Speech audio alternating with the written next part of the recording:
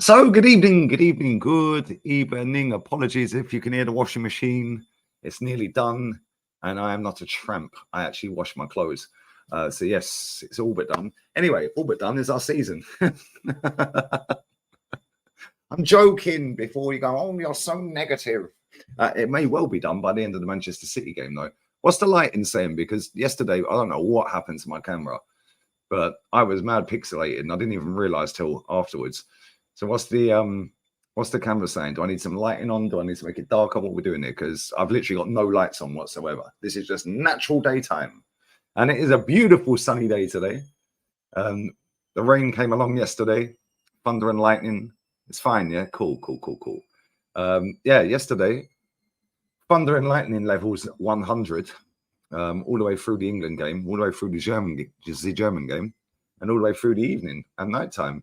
Woke up today, beautiful, and it is currently 34 degrees. So after I finish this stream, I'm going to take a day off from cleaning swimming pools, and I'm actually going to go and sit around one. Bosh! But it pains me to say it, guys, but Calafiori has been sent home. Now, I'm seeing a lot of people putting it out there saying it's a precaution. It was also a precaution when we signed Cedric Suarez and he was injured. It was also a precaution when we signed Fabio Vieira in a protective boot and he didn't play for how long? Anything that this club puts out there, take with a pinch of salt, because I'll tell you something, every time we hear, let me close that door 1 second. Every time we hear precaution,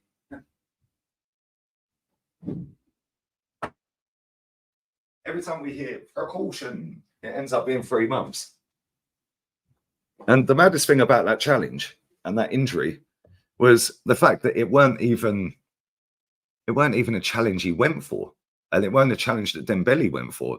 He just fell and managed to clip him on the Achilles.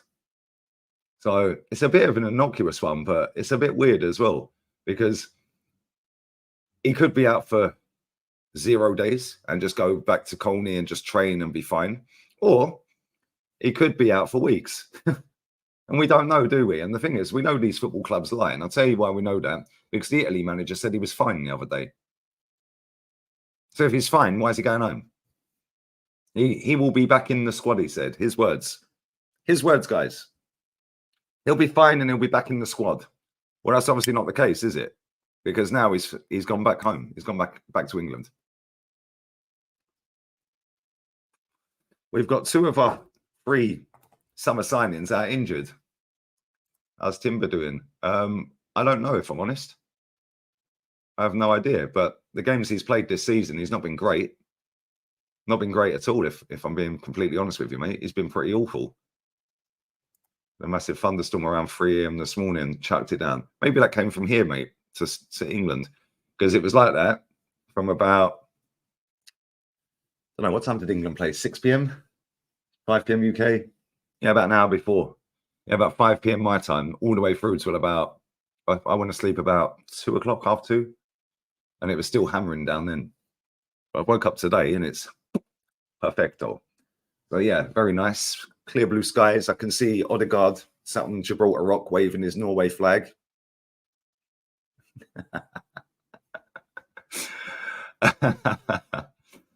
Any advice for your channel? Say what you think, mate. Say what you mean and mean what you say. And F the mutants, bruv. F the mutants. Big up to everyone locked in, though. It's 750 in here. Get these likes up real quick, guys. Get these likes up real quick. I will be doing the Spain game later tonight as well. They're away to Switzerland in the Nations League. And I've texted Spanish Dave. He hasn't replied yet. So maybe Spanish Dave will be there with me. Also, in the title is the second channel. So if you haven't subbed to the second channel, the link's in the title of this video. Yeah, Marino's out for weeks, mate. Yeah, and the thing with Marino's injury is he might never recover from that properly. Now, depending on how bad it is, depends on how well his recovery is. Because if you fracture your shoulder, that's not a great injury, is it? Let's be real. That's probably one of the worst injuries you can get, considering the amount of impact challenges you'll have, where you'll roll on the floor and, you know, you jump up for a header and you land. That's not a great injury to have. Yeah, I think Calvin Phillips had that injury, and he's never been the same since. Although saying that, he's not a very good footballer, is he? And I think Rashi had that as well. So yeah, it's not good. Yeah, if it is an Achilles tendon, then he's done. He's done for months. If it's not, and it's just I don't know. But where Dembele caught him was right on the Achilles. Yeah, and he went off and then came back on the pitch. Yeah, and then he sat back down again a couple of minutes later, and he was like, "Nah, done." But I don't know. Maybe Arsenal got involved and said, "Nah, get him out, get him back to England. We're going to assess him," because that's what the articles are saying. They're saying that he's going to be assessed. Where is it? Calafiori. There he is. He's got aura. Look at the aura. Right, here we go. Here we go, guys. Oh, we're not paying for their website. You can jog on. Bye-bye. Right. Let's go to this one. Suffered an injury in complete freak fashion with Ousmane Dembele, landed on his ankle after being tackled. And that's the thing, yeah? He caught him on the Achilles, but he sort of twisted a little bit as he landed as well. So this could be like, I don't know. Maybe he's just sprained his ankle. Maybe it's not an Achilles injury. I don't know. I'm not part of the medical staff. No risks were taken with the medical staff and he was substituted. Well, that's not factually correct, is it? Because he went back on and then he got substituted. And it says Italy manager Luca Spalletti tried to alleviate concerns after the match. He said, "We need to assess Ricardo, but with our staff, we've got a good chance to have him back for the next match," he said. So that's how you know these football managers lie. We've got a good chance to have him back with us for the next match. Why didn't you just say, "We don't know"? We don't know. We've took him off as a precaution. We're going to assess him and see where we go from there. Instead, he sat there and said, "Yeah, we've got a good chance to have him back for the next game." Why? Why would you say that? He's now left the Italy camp and returned to London to be assessed by Arsenal medical staff.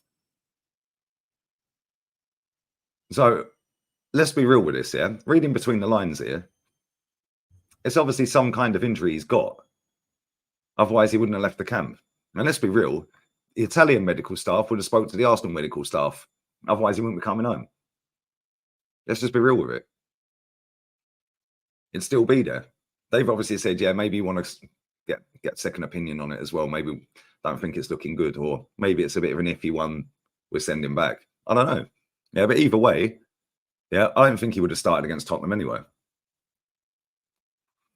I don't think he would have played that game from the beginning. He may have come on in the second half because that's what he's been doing so far, isn't it? But it's not looking good that we're getting these players injured very early in the season, is it? Or potential injuries. It's not looking good at all. Chucked it down around 10:30 around Luton. Luton's always grey, bro. Yo, big up Danny with the super sticker. Bosh. Bosh. Happy Sunday. Bosh. Thank you, mate. Appreciate that. Has Deschamps been sacked yet? Didier Deschamps? Has he been sacked or is he still there, bro? What are we saying? When do France play next, actually? Let's have a look at the football coming up. We've obviously got Spain later tonight. Like I said, if you haven't subbed to the main channel, the link is in the title. Oh, sorry, the main channel. Fucking hell. Hopefully it will be the main channel so I get less angry when I'm watching football, because then that channel can be the main channel and this one can be the second channel. That'd be good. So if you could get that over 100,000 subs, that'd be fantastic. Maybe we could do Gibraltar versus Liechtenstein. We could do Gibraltar versus Liechtenstein, couldn't we? Luxembourg are currently playing Belarus. That's 0-0. Bulgaria, Northern Ireland, anyone? Should we do that? That kicks off at 6. Could go and do an hour or so around the pool, a couple of hours around the pool, and then come back and do one of these. Because Gibraltar versus Liechtenstein, that's going to be like a game over Hackney Marshes. In fact, Hackney Marshes will probably have better fucking quality than them two. Still better than Calafiori's ACL. Yeah, to be fair, this guy's injury record's not amazing, is it? Let's have a look at his total injuries. Although one of them, with his first ever injury, that's the biggest injury he's had. Other than that, and that kept him out for, I mean, look at this. Let's just share the screen on this. Pump these likes up as well, guys. Pump these likes up, guys. Let's share the screen. That's his injury record. That is his injury record, guys. That's not great. That is not great at all. Although the biggest one was the first injury, 290 days. But in a ligament injury after that, obviously, the cold he had kept him out for 3 weeks, nearly 4. Hamstring, hamstring, hamstring. 3 hamstring injuries in the space of 4 months. Wow. Muscular injury. 3 unknown injuries. Well, surely they know what the injuries are. Torn muscle fiber. Another muscular problem. And then 2 unknown injuries. And then a knock. This is not looking good. I can't lie. That's a lot of injuries. How old's this fella? 22. That's a fuck ton of injuries for 22 years old. And this is the problem, yeah. When you have an ACL, which is what he had, which kept him out, and I see the tackle. That tackle was filth. I can't lie. But when you've had that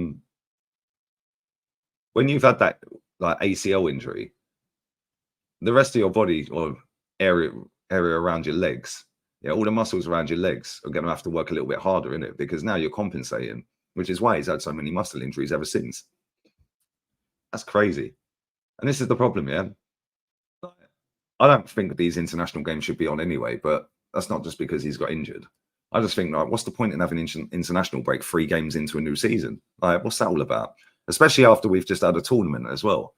I know they've got to fit the games in somewhere, but at the same time, we've just had a 2 major tournaments with the Copper as well.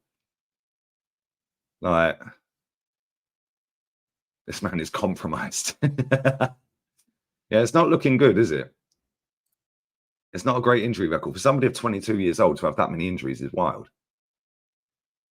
And is it going to get better? Probably not. Probably not. But now this comes back to now the management. Yeah, and the medical staff at our football club and the Olympics as well. I forgot the Olympics, you're right. This is where it comes back to the medical staff at Arsenal now. Because Arsenal have now got to manage him. Yeah, and we've got a proven track record under this management team that they can't manage players properly. Yeah, we had Declan Rice yesterday saying that he hasn't been playing at full fitness. He's been nowhere near. He's been well off the pace. Well, that's probably because he only had about 10 days off. Right, and then straight back in training. Then we throw him back into games and play him 90 minutes. Then why did we play him 90 minutes? Why? Yes, number 1's get his fitness up. But also, number 2, we ain't got any other midfielders. Because we fouled in the transfer window. I see Manu Petit a couple of days ago saying that Arsenal fouled in the window because they never got a striker. Big up Manu Petit, he calls it as it is. But now we've got to try and manage this geezer. And when you see that Declan Rice has played 90 minutes, 90 minutes, 90 minutes, obviously the red card he didn't play, and he played 90 minutes yesterday. Yeah, he said after the game that, yeah, I feel like that was like, it kicked me on. It's going to help me go forward with the Arsenal and that. But at the same time, if we had actually done what was required in the transfer window, we wouldn't have had to have played Declan Rice for 90 minutes in nearly every game. Yeah, we could rotate our players. And this is where Pep has an upper hand on every single club in the Premier League, because he knows how to rotate and get the best out of every player in his squad. Yeah, we've seen Rodri not even kick ball yet. Big up Chow Chats, bro. Donny has a better manager than Arsenal. Yeah, they probably do. I see that, where was it? Was it Stockport? Was it Stockport? Let's have a look.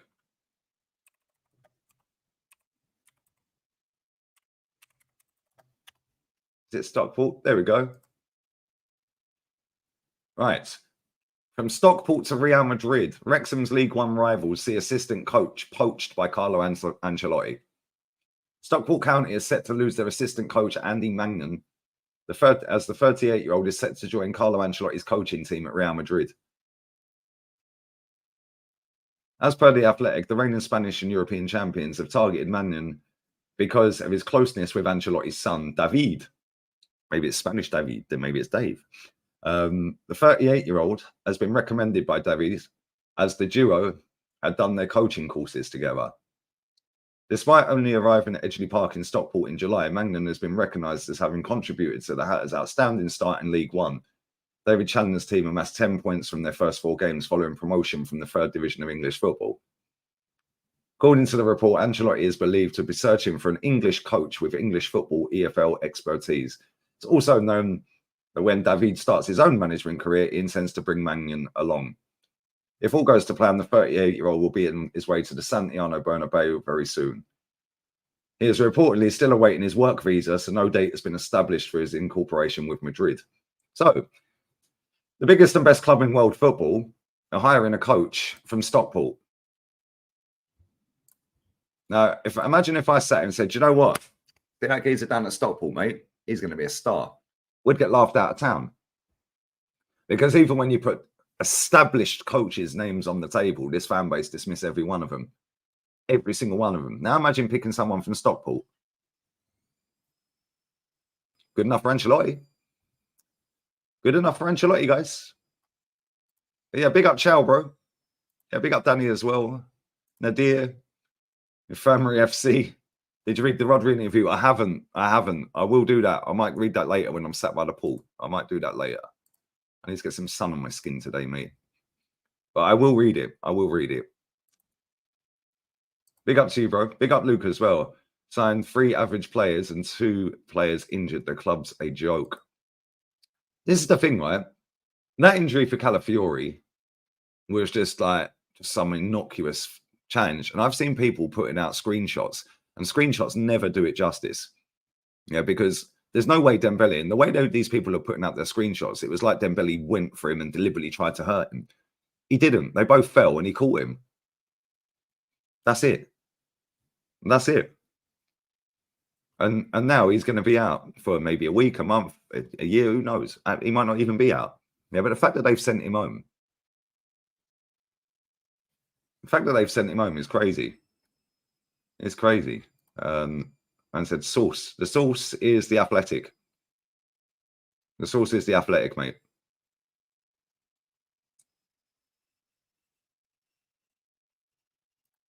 They dismissed Ancelotti, but what did they do at Everton? Or what did Arteta do? He sat next to Pep. It always makes me laugh when you see what did he do at Everton? Well, he beat your manager home and away and finished 3 points behind him. With Everton. With Everton. He was also sat top of the league near Christmas as well, by the way. Just didn't have the squad to carry on.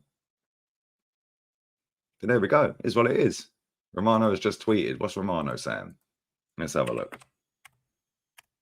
Yo, ping these likes up, people. Come on. There's 1,200 in here. We ain't even at 250 on the... Well, 250 just now. Come on, we need 750.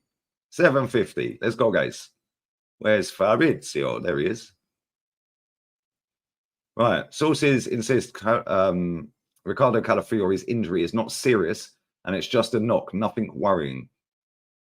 Also, Arsenal didn't want Calafiori to take any risk and he will be assessed at Cobham. At Cobham? Excuse me? At Cobham? Why is he getting assessed at Chelsea? What? He's so used to tweeting about Chelsea, he's put Cobham in there.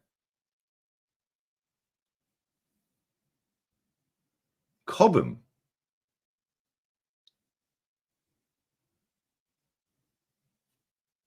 Man's literally put Cobham.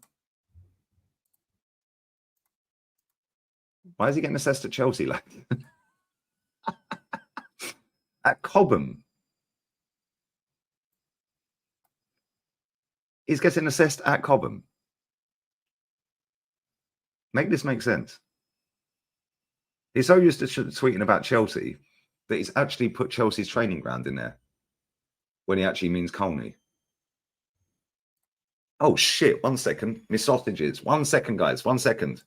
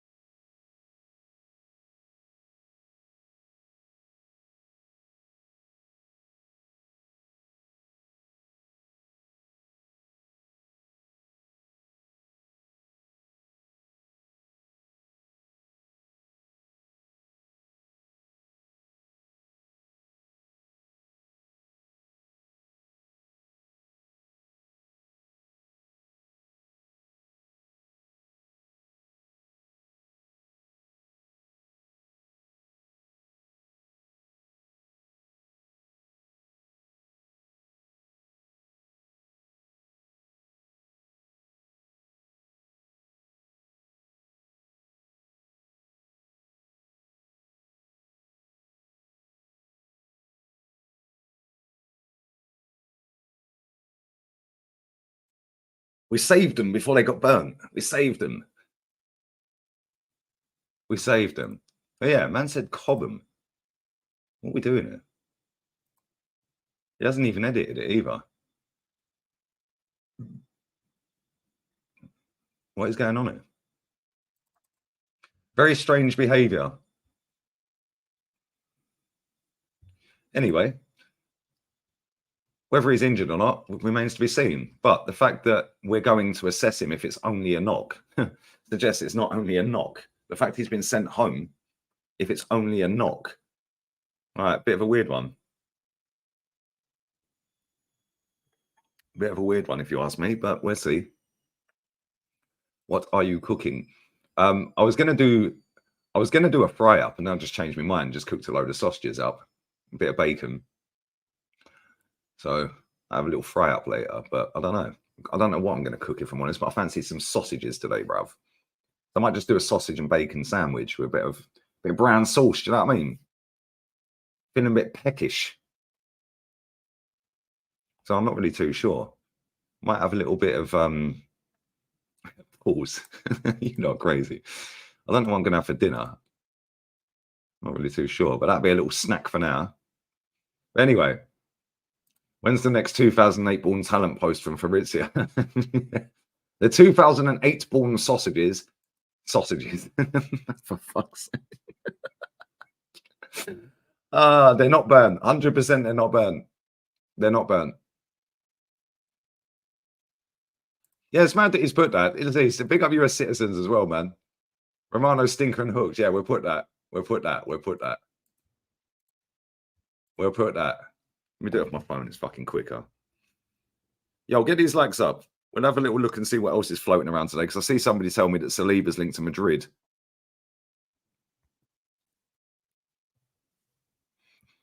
So we'll have a look at that in a second. Whoops. Where's Fabrizio? There he is.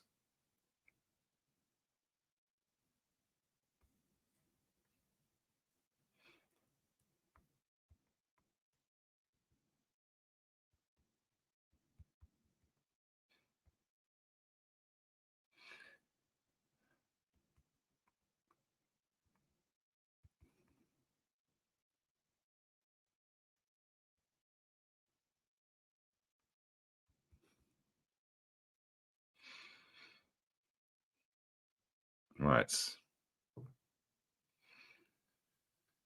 Sorted, lads. Sorted. Sorted. All right. Anyway, let's carry on. Let's see what this Saliba story is saying.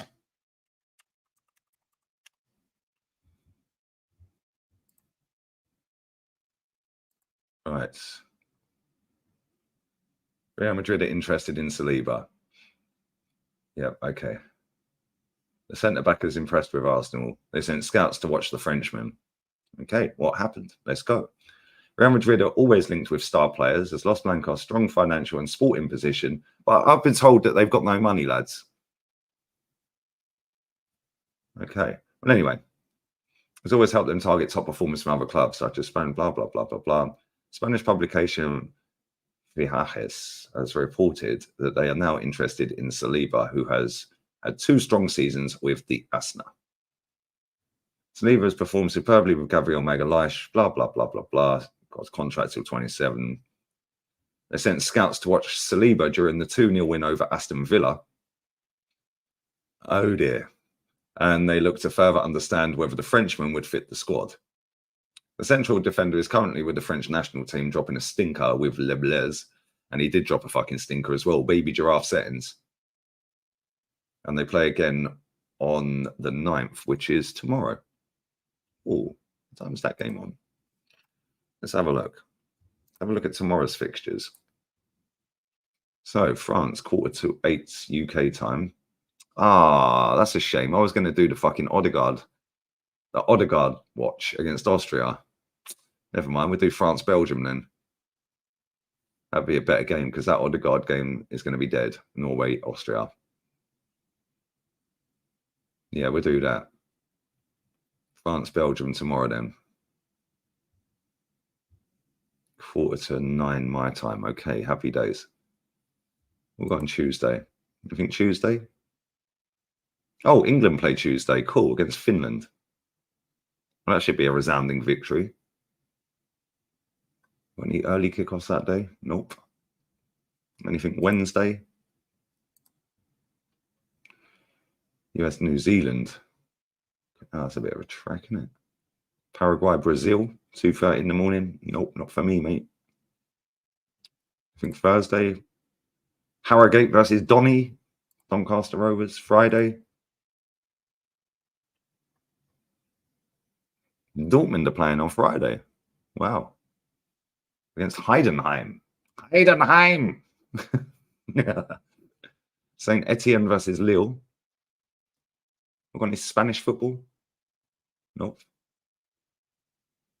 Oh, Al Ali play on Friday. Ivan Toney FC, Mahrez FC, they're playing Al Nasir. Pencil me in.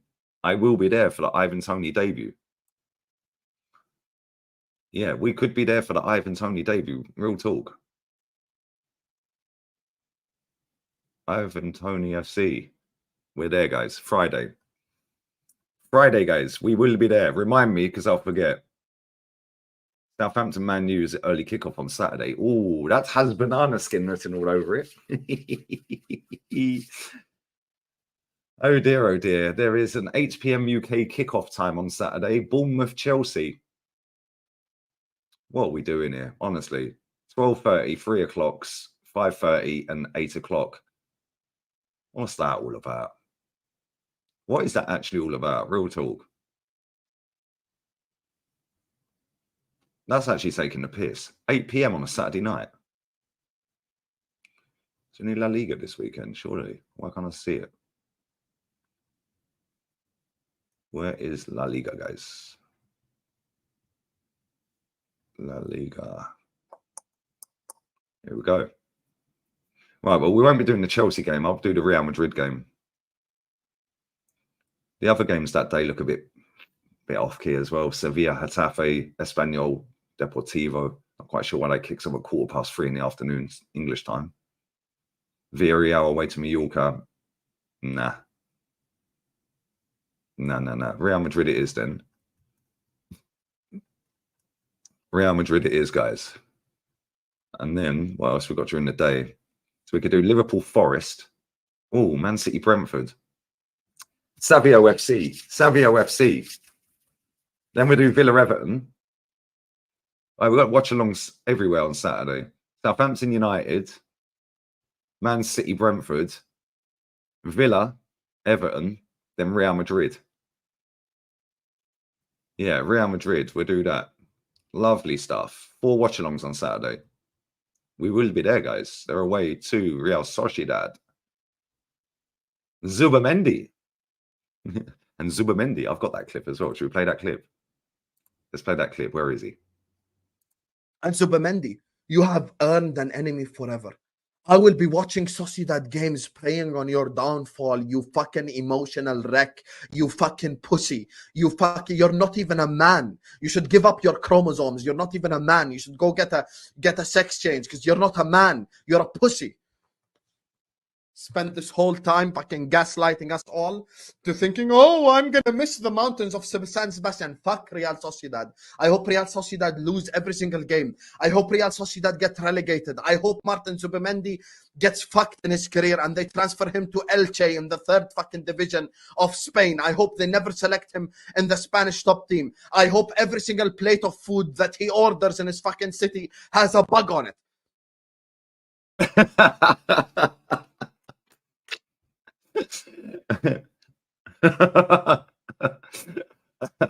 That's too funny, man. That is actually too funny.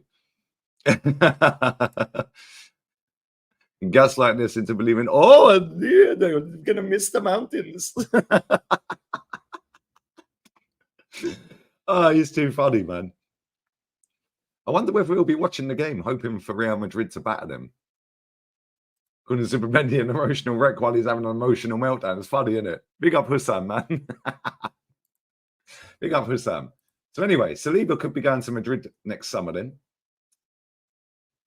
Might not as well, but they sent a scout to the game against they sent scouts to the game to watch him against Aston Villa, apparently.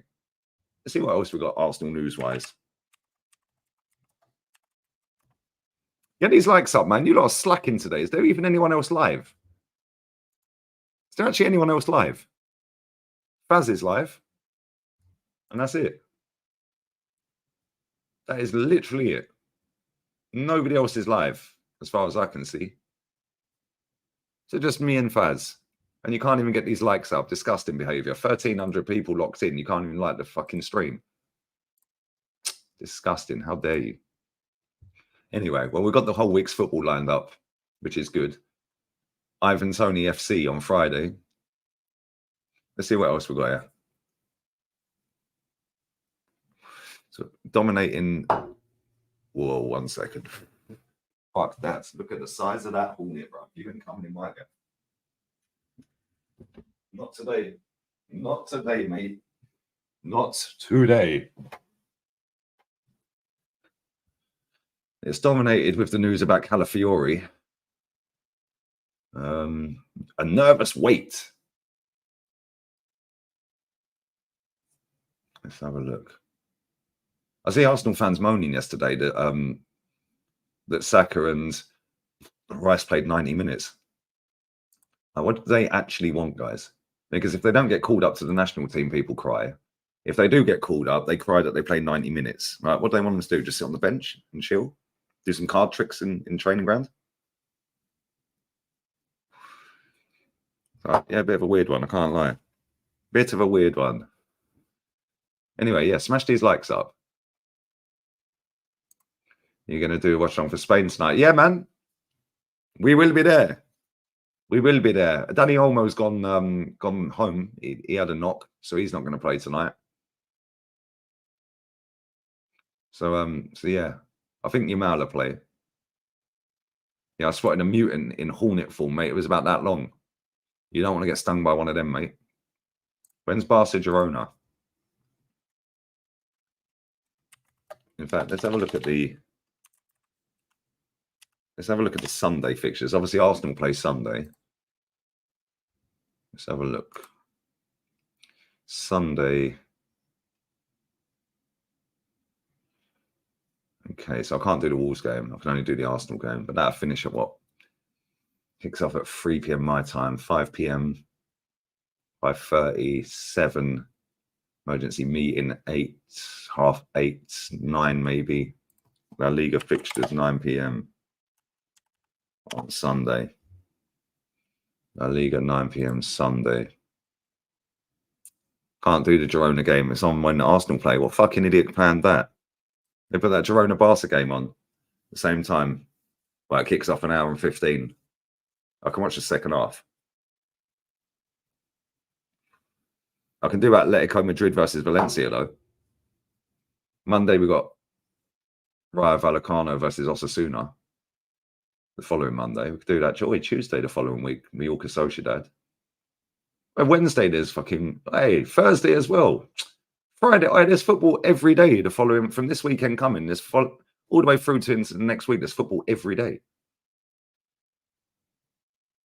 La Liga game on every single day. Alaves Sevilla on the following Friday. Leganes Bilbao Thursday. Betis Getafe. We will be there, guys. We will be there.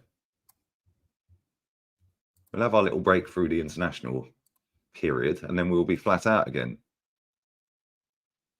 Yeah, the Atletico game, I'll be there for against Valencia. That'll be a good game as well. Also on Hansi Flick football, I can't lie, I'm enjoying it, bro. It started very well. Goals galore, 4 wins out of 4. Problem is, you've got too many players that are going to get injured because you're playing too many youngsters, which is why you won't win anything. You've already got Banal out with an ACL. Danny Olmo's been sent back with an injury. You got who's the other one? Firmino got injured. Oh, Champions League's on Tuesday. Of course it is. Oh shit! Arsenal play Thursday. And see what games are on. They got Champions League Tuesday, Wednesday, Thursday, haven't they? Champions League. Yeah, Tuesday, Wednesday, and Thursday is the Champions League this year. So Tuesday, Hala Madrid against Stuttgart. Bosh, we will be there. Although that Milan-Liverpool game's looking tasty, but I'll do the Madrid one. Bayern versus Zagreb could be a good game as well. Wednesday. Oh, PSG Girona. Although Man City Inter as well. Fucking hell. Man City versus Inter at the Etihad. PSG Girona. Oh, there's some spicy games, bruv. Some proper good games. There is some good games.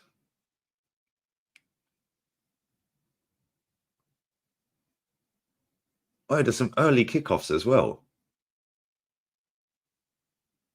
It's a shame that the better games are not the early kickoffs. Although I could do the Juve. Yeah, we could do Juve PSG on Tuesday and then do Madrid straight after. Well, that's that sorted Tuesday then. Wednesday, Bologna Shakhtar. Straight after we could do either PSG Girona. That'd be a good game. Or City Inter. I have to flip a coin on that one. Because I like watching Girona. Although that City game's probably... I don't know. Thursday. Feyenoord Leverkusen. Brest. Sturm Graz is 9 p.m. Okay, so... I can't do any early kickoff on Thursday because I want to go live an hour before kickoff for the Arsenal game. I can't do that Feyenoord Leverkusen. Or the Benfica game. Can't do that either. Against Red Star Belgrade away. Because otherwise I'll be going live 10 minutes before the Arsenal game starts. And if there's stoppage time, then I'm fucked. Like 10 minutes and I'm dusted. The game would have kicked off. But either way, plenty of football next week. Well, the week after next. We will be there, guys. We will be there. Gotta love the footy season. Yeah, man. We do love the football season. Big up Chow, bro. Donny has been on a 11 straight home win streak since February. We sit top of League 2 with a proven manager in Billy Sharp. Billy Sharp's army, bruv. Billy Sharp's army. And I'll join you for the Donny versus Harrogate game on Thursday. Bro, Thursday, I'll be doing whatever game it was on Thursday. I can't remember. There was another game on Thursday. What game did I say I was doing Thursday? I'm going to have to write all this shit down. Otherwise, I'll genuinely forget the games are on. That is the only game on Thursday. I might do it. I'll keep you posted. We're 50-50, bruv. Call me Lamar. Bless up, bro. The format is weird, but already great matches. I like the format of the Champions League, if I'm honest. I actually like this new format.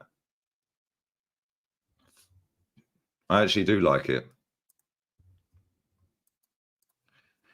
And I like the fact that all the games are not coinciding with Europa League or Conference League. Like that same week. It's like they've got their own separate week. I actually like it. I like the games as well.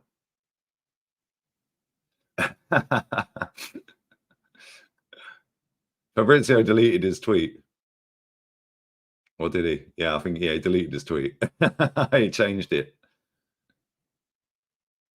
He changed it. He's deleted it and then reposted a new one. Has he deleted it? Oh, no, he's just amended it. Assessed next week. Instead of at Cobham, he's put, and he will be assessed next week.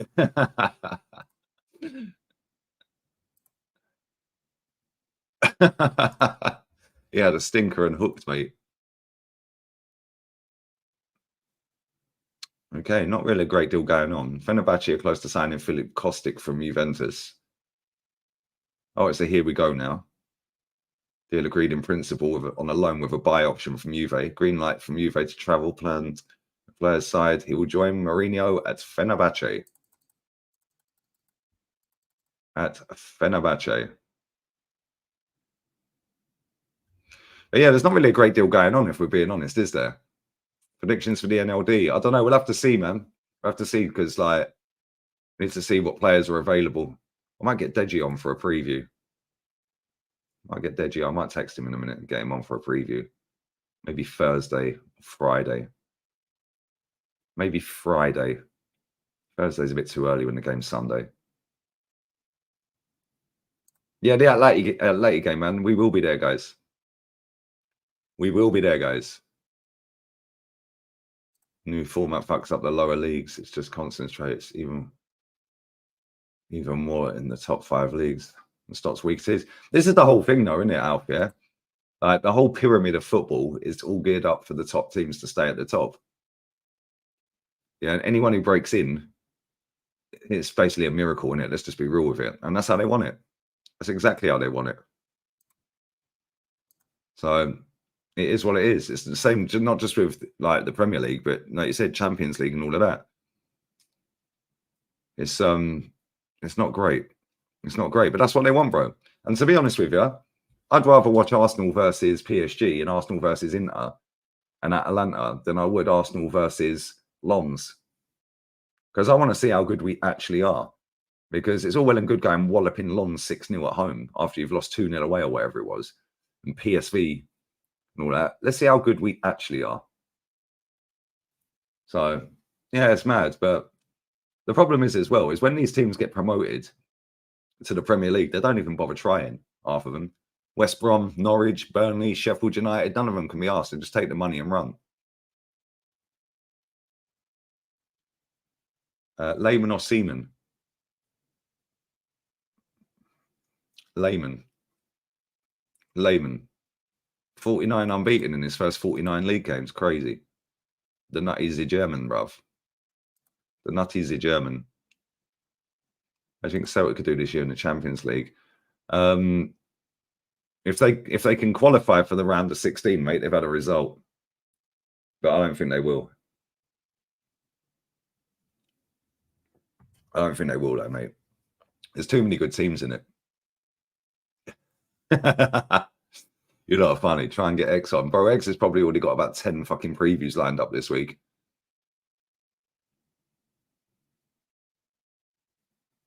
But I could text him, see what he says. But highly unlikely, mate. He's probably got so much going on. Not only just with other people that he's already lined it up with, but probably with JD Sports and stuff like that as well. He's in a different stratosphere, bruv. Secretly turned the Champions League into a Super League. They have. And do you know what's mad, though? Yeah, I'll be real. I actually wanted the Super League. Yeah, I'm sick of seeing dead rubbers. Like, shit games. Like, because if you're in an actual group in the Champions League, like, you only have to win the third. Well, you only have to get 10 points and you're out of the group. Let's be real. So the last couple of games in that are fucking dead anyway. As for Fabrizio, confused yours for because he's so used to tweeting about Chelsea, bro. That it's mad.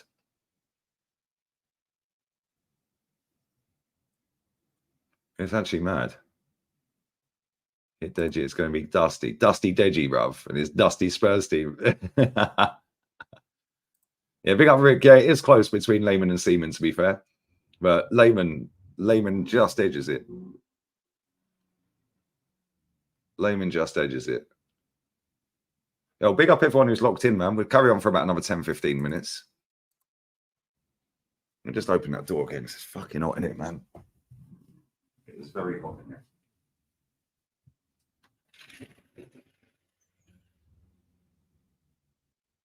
What is going on out here?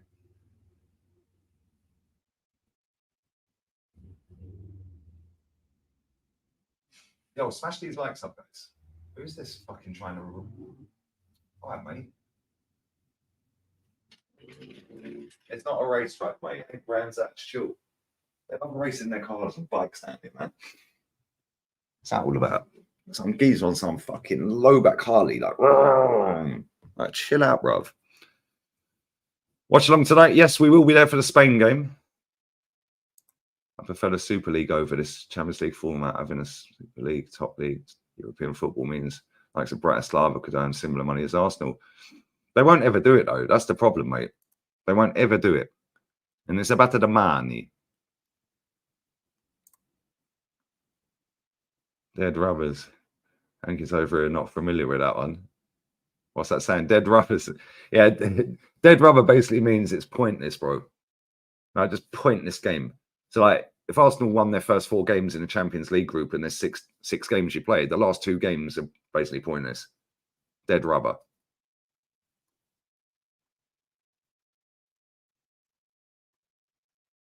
You should do a video of the players you'd like to sign for Arsenal. But I do that on every stream.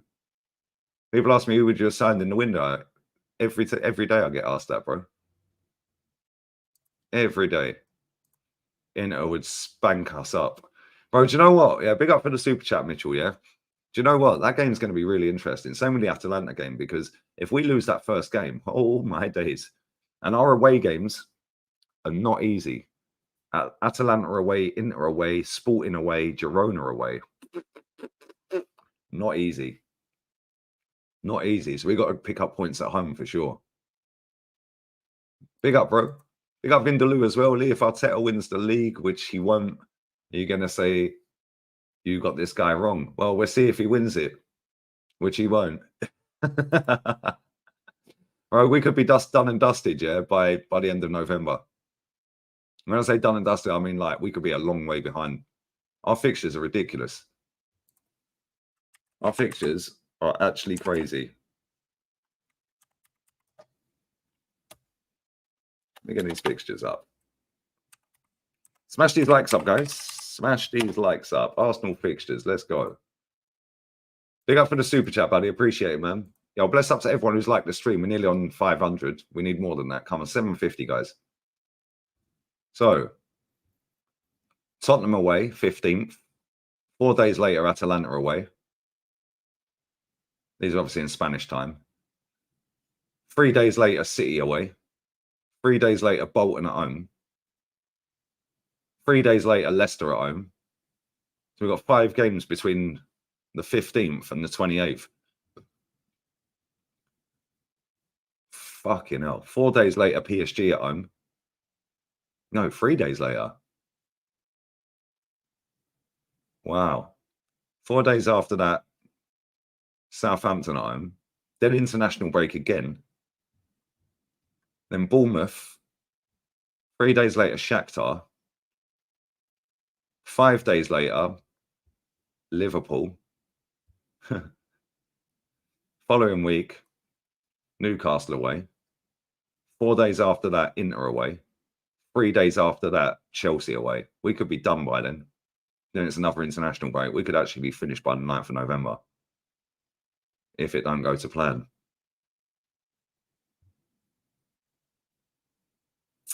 Wow. Wow. So in the space of 13 days, we have Liverpool, Newcastle, Inter, and Chelsea.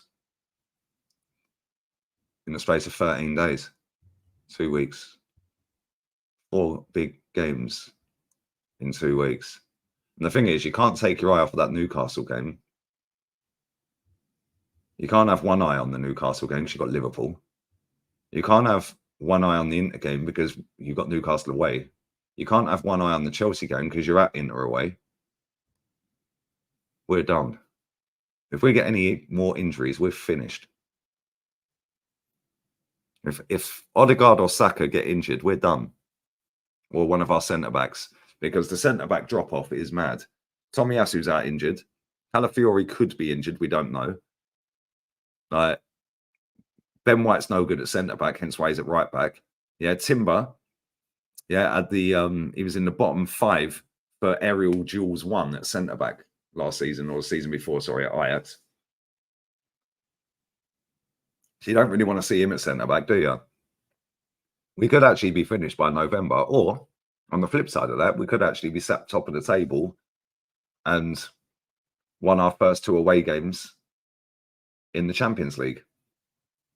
And that's how fine the margins are, isn't it? Me personally, I think we could be half done, if not done by then.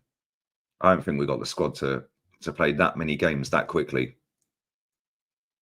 4 games in 13, 14 days against 4 decent opposition with 3 of them away. Newcastle away, Inter away, Chelsea away in the space of 7 days. 3 games in a week. Forget the Liverpool game for a second. Newcastle away, Inter away, Chelsea away, all in a week. 7 days, 1 week. If you go back up here, In the space of 1 week, we've got Tottenham away, Atalanta away, City away in 7 days. Them 2 little runs are going to show how good we actually are, or how bad we actually are. We'll see, innit? We'll see.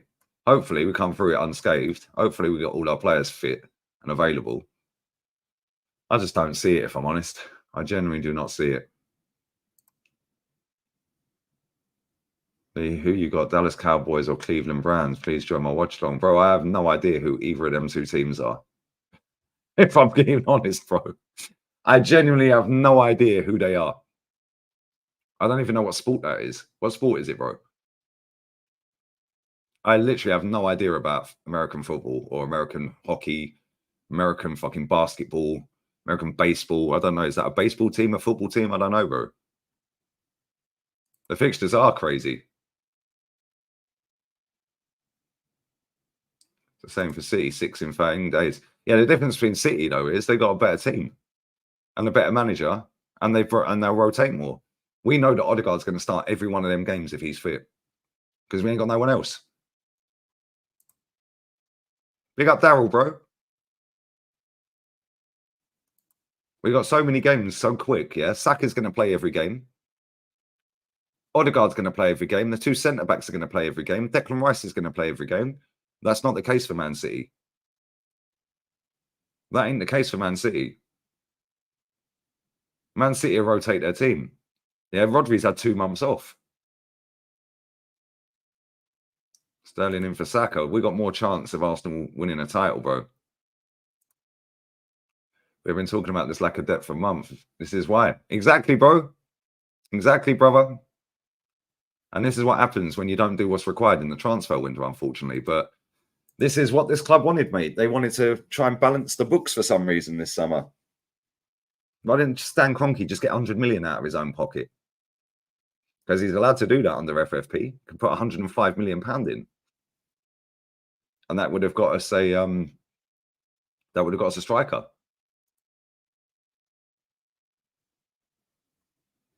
Static beat me to it. Go on, Static. Rapid fire. Pop, pop, pop, pop. Exterminate that mutant. It's American football, is it? Well, I've only ever watched one American football match, and that was the Super Bowl. So the Chiefs are my team, bruv. They won it. We only go with the winners. There's a combination of 4 years of consecutive failures to buy what we actually needed to build a trophy-winning squad. 850 mil squandered. And this is the point, Hendon, yeah? Spot on. Because the next manager that comes in, there will be a next manager. Whether it's this season, next season, the season after, at some point we get a new manager.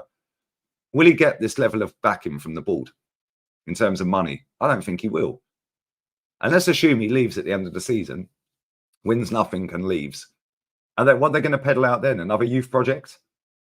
Another process? What are they going to do then? Because at some point, this guy has to win something. And if he doesn't win anything this season, a lot more people are going to say enough's enough. We've already seen a lot of people putting their head above the parapet now because we didn't do what was required in the window. But at some point, it has to come to fruition. I see Matty play something the other day. In fact, let me play it on here. Because Matty sent me it in the group. Let's up everyone locked in. Big up Latimus, bro. Hope you're well, man. Where is it? This is Edu saying it's a 7, 8, 9 year process.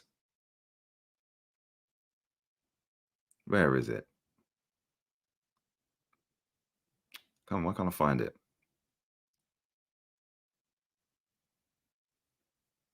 Where is it? Come on. Why can't I find it? There it is. Found it. Sometimes you have to be simple on decisions, and sometimes you have to make decisions. It goes on for 7 minutes. The decision is not popular or unpopular. You have to be very strong on your ideas, what you believe, what is good for the club, what is good for the future of the club is and everything. So for me, there is some elements here in football which I always be with a lot of attention.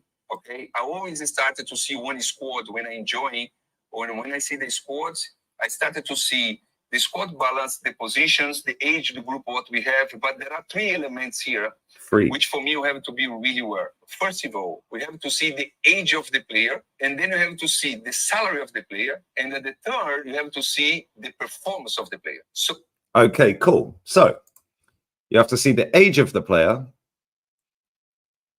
the salary of the player, and the performance of the player. Okay, cool. Why the fuck's Sterling here then?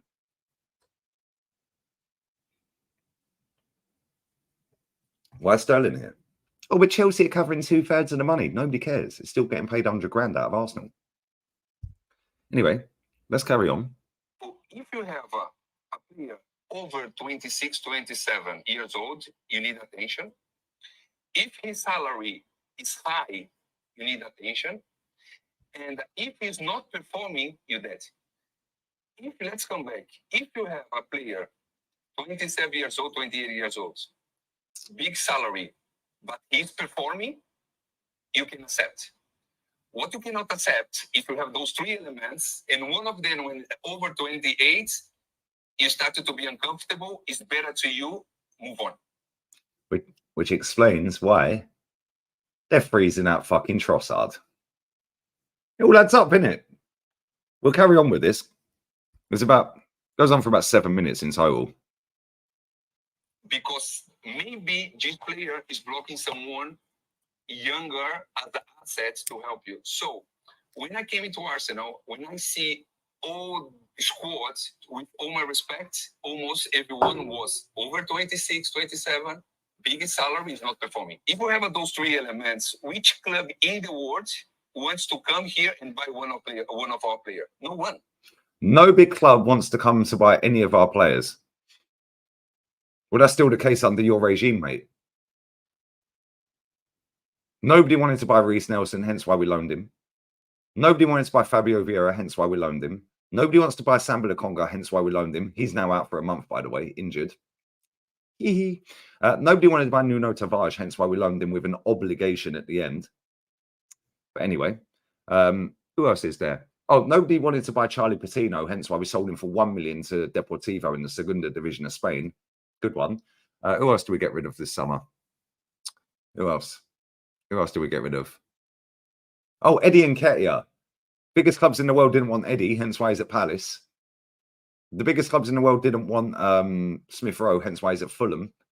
It's almost like this guy chats out of his arse, isn't it? So how you deal with that situation, when you have those situations in your hands, you have to be strong.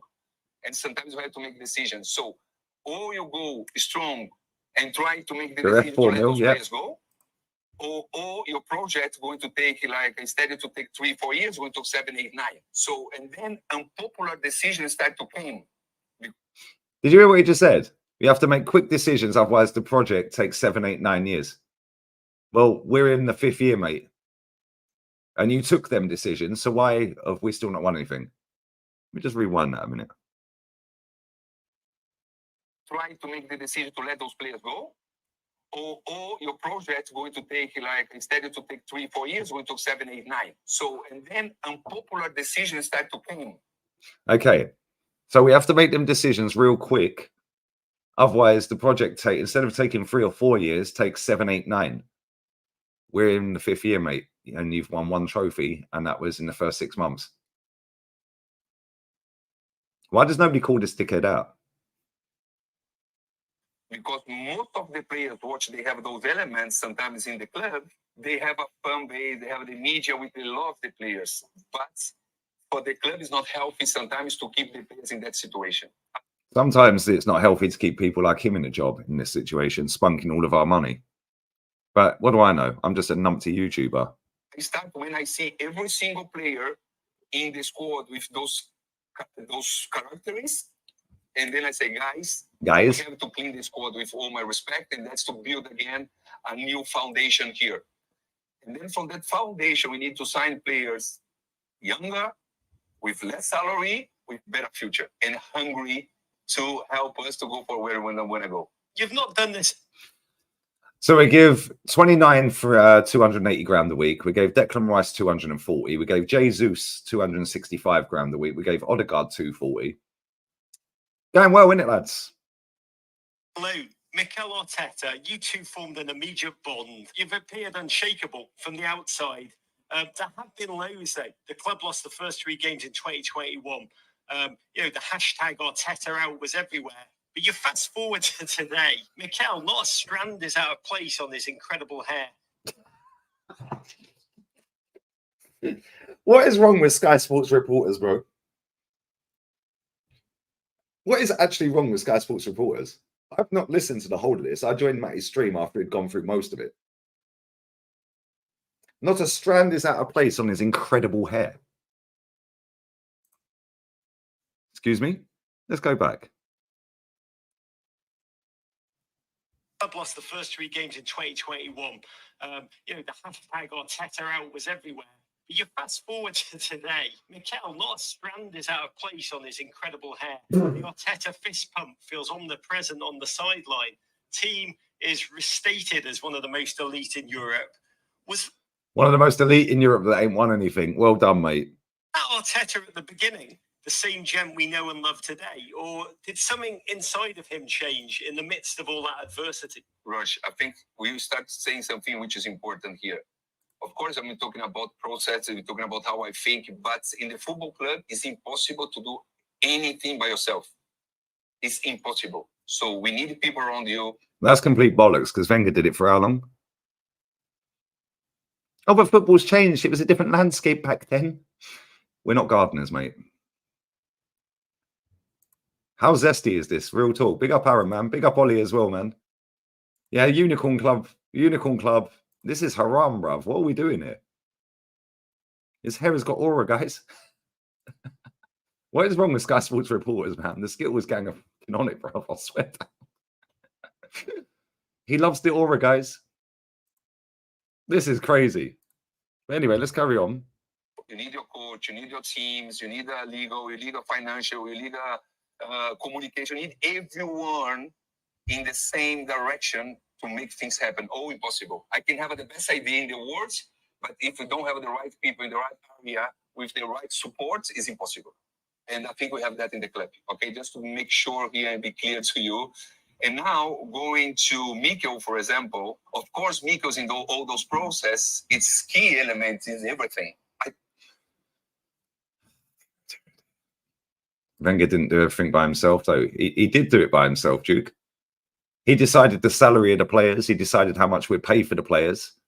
Yeah, he set the fee for the players and the wages. So if we had, I'll give you the best example of this. When we signed Granit Xhaka, we signed Granit Xhaka because we had a budget that Wenger had set for one player in midfield. And then N'Golo Kante's total fee, agent fee and salary over the same length of contract of Granit Xhaka worked out 2 million quid more than Granit Xhaka. Wenger pulled the plug on the Granit Xhaka one and said, that's out of our budget. And he went for Granit Xhaka. Yeah, he dictated everything at that football club, Wenger, for years. As soon as David Dean left, he was in charge of everything. Yeah, Gazidis was just a nodding dog. Yeah, and I'll give you another example of this, yeah? John Smith, who was the original super agent, he was Arshavin's agent when Arshavin was at the airport. Everyone remembers the footage where he was standing there on the phone and it was snowing and the deal was finished and all of that crap, yeah? John Smith said on a stream before, and I was at that venue, yeah, it was on UFF years and years and years back. And John Smith stood there on a stream and said to the world, and I think it's in his book as well, because he was Maradona's agent, he said that he paid, because he was Arshavin's agent, he paid the extra 1.5 million quid to get Arshavin to Arsenal. Ivan Gazidis phoned him up and said, I'm seeing on Sky Sports, John, that the deal's going through. How much do I owe you? This was our fucking CEO. He didn't know that we'd even done a deal for Arshavin. He never knew we'd done that deal for Arshavin. John Smith was his agent. He paid the 1.5 million because he just wired the money straight to him. And that is our football club in a fucking nutshell right there. Yeah, this football club has been a shambles for a long, long time. I'm not sure if this is a Sky Sports reporter. It's a podcast called Men in Blazers. Zesty Men in Blazers, bruv. Why are you gay? Trying to do nothing what he's not comfortable with. and he also tried to do nothing what I'm not comfortable with. We started one relationship which we didn't know each other. We just knew each other from hello and goodbye. We never get, one time together. We just play against. And then we started to create a relationship because I also believe in relationships. You don't do that, you become your best friends. Relationship, you need the time to prove how you are, how you connect. Suck the toes. And now I think we are one stage which for me is beautiful because I believe we are. He's got lovely hair. He's got lovely toes, guys. In the manager relationship, I believe we have a friendship relationship. So Then we I know started his to family, date. he knows my family, so we get to work together. So I think we put something special here as well, which helps our relationship, but helps the club as well to make sure He is a that proper two waffler. guys in the same position, they are right, they can help the club to move forward. He is a proper waffler. He says a whole lot of shit. He talks a lot without saying anything. Bear with me 1 second. I'm going to go and get a beer. I'm going to empty this ashtray real quick and I'll be 30 seconds.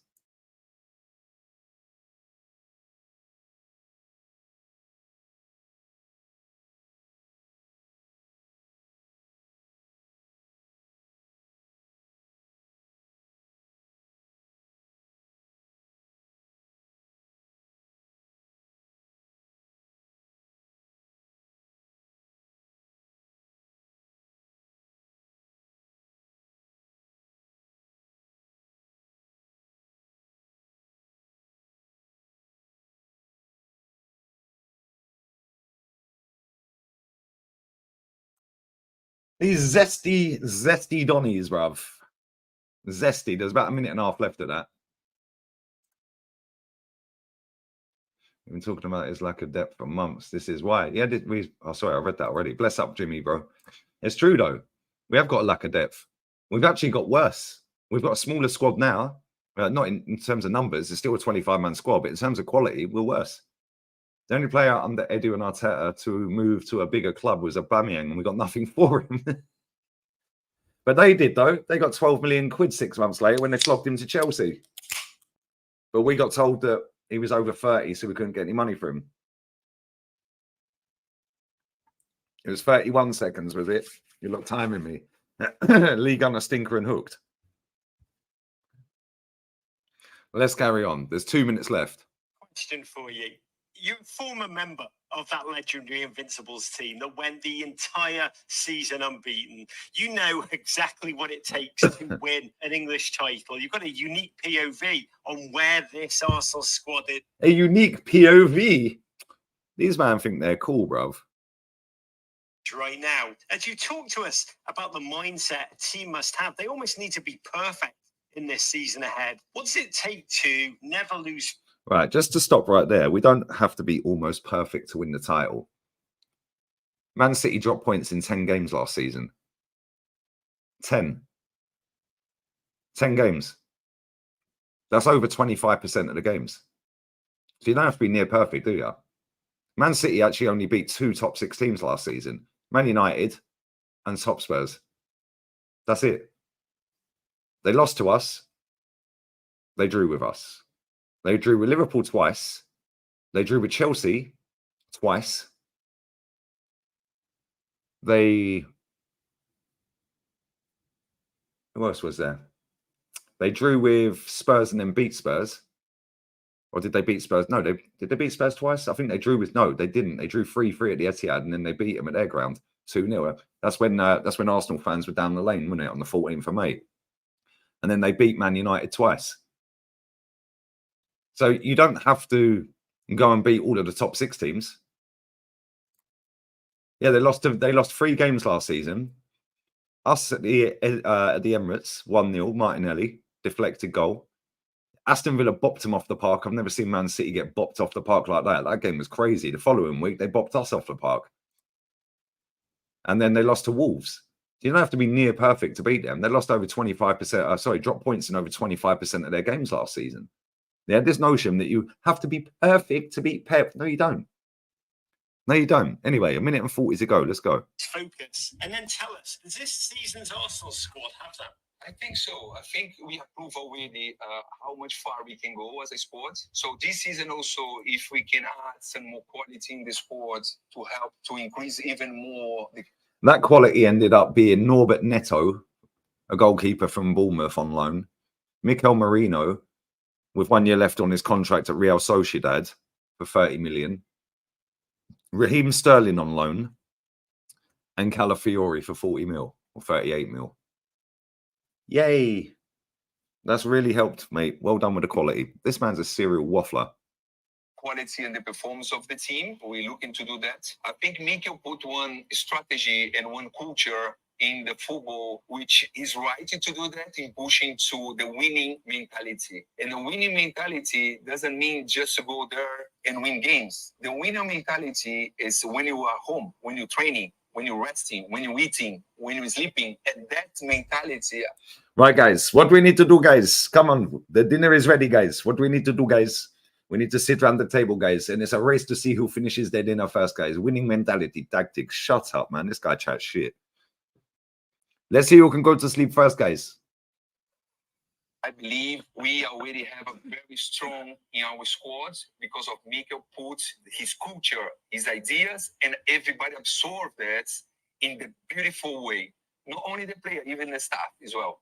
So when you're talking about here, we're talking about everyone. And that's elements of understanding how to win, what you need to do to win, as we did in our time when I play for here. So every single minute, every single day, be consistent and be professional and understand what you need to do to win things. It's really, really important. And yeah, it also helps when you had Thierry Henry, Dennis Bergkamp in the team as well, mate.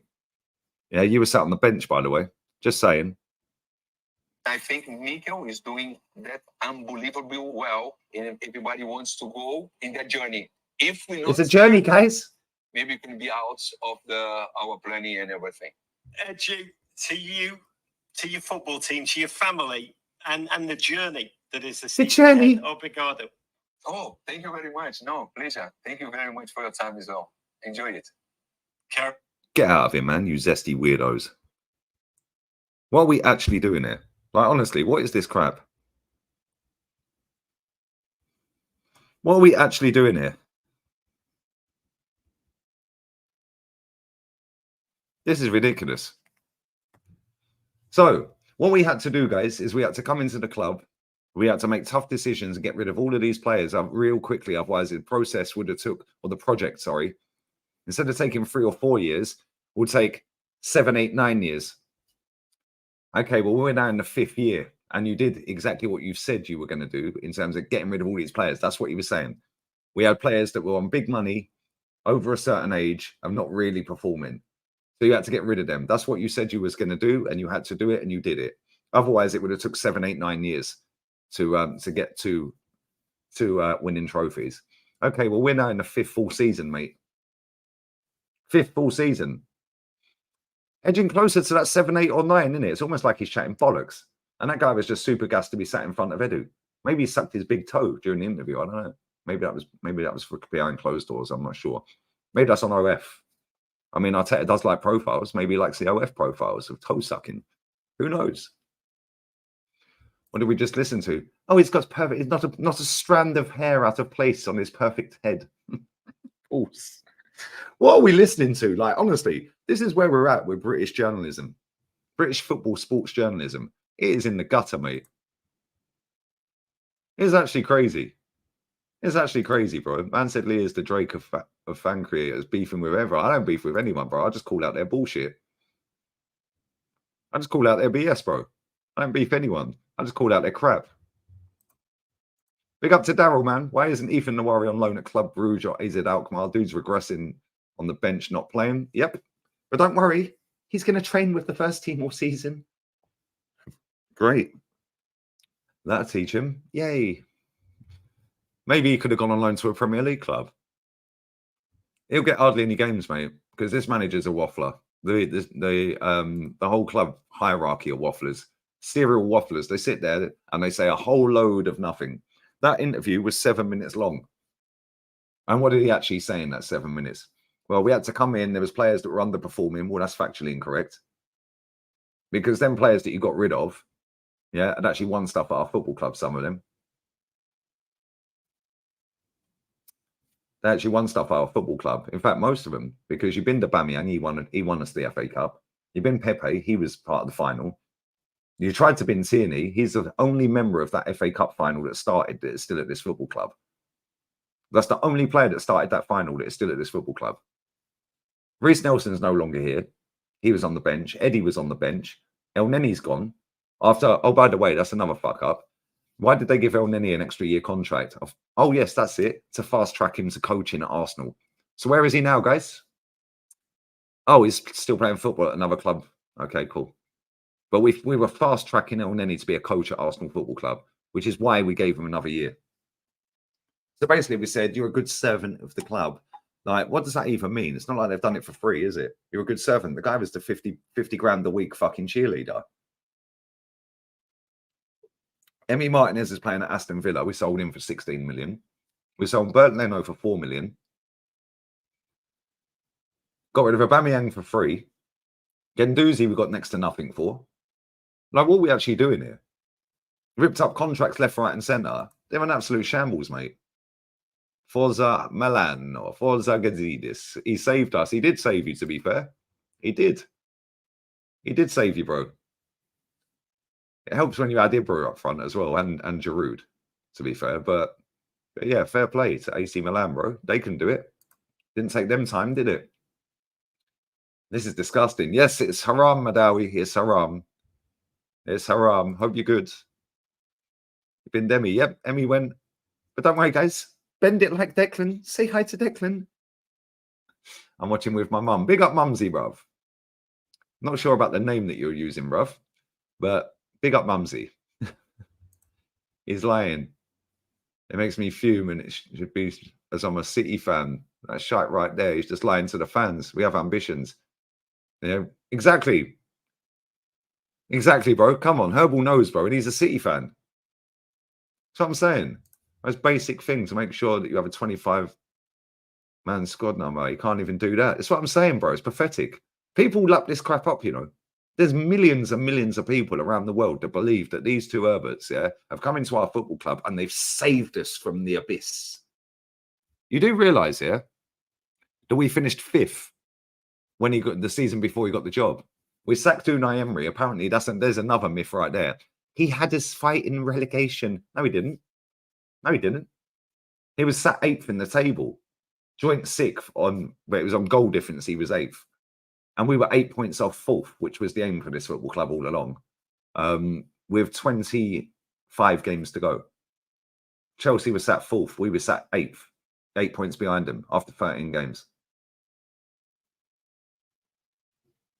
But it's like, oh, he had us in relegation. However, fast forward, this manager had us bottom of the table after the first 3 games of the season, getting pumped 5-0 against City, getting pumped at home by Chelsea with Lukaku scoring his first Premier League goals. Oh, against us, of course.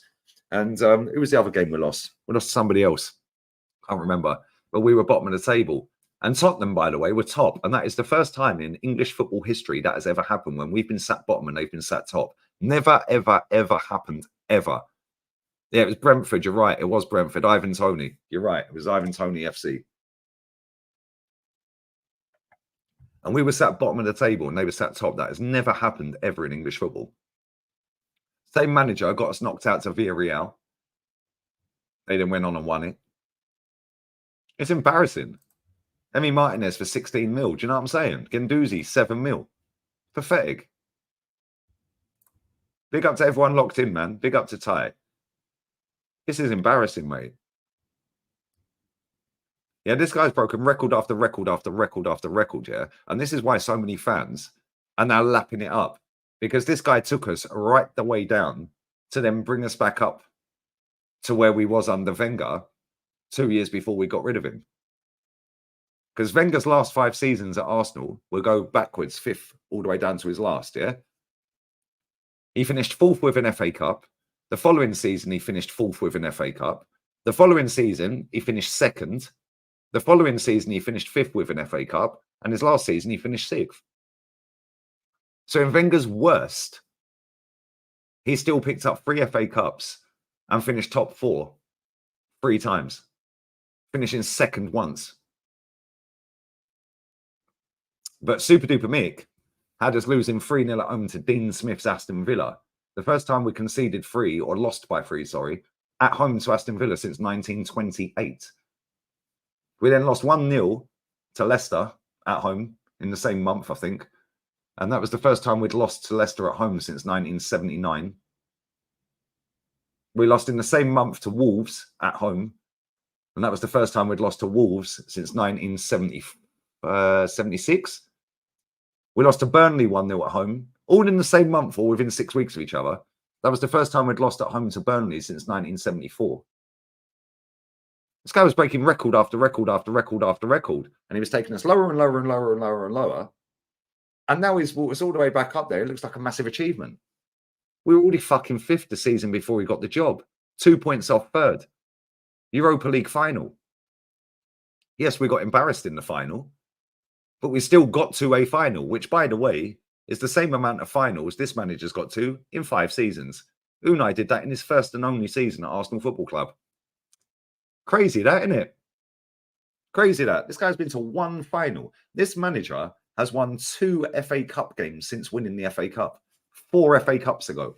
In fact, when the FA Cup kicks in now, in January, yeah, that's going to be the 5th. So that would be, yeah, that was 5 FA Cups ago.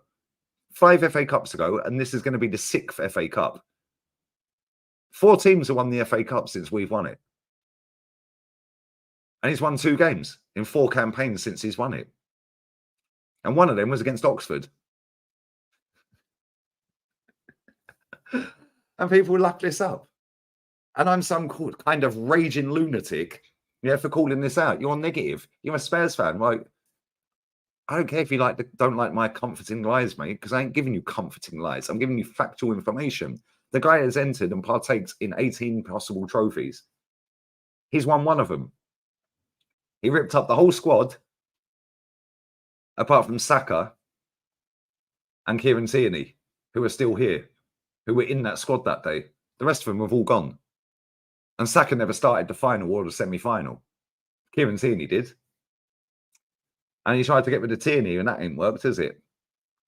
So only 2 players out of that squad that started or were in the squad for the cup final are still here. Saka being one of them who never got off the bench in the semi or the final.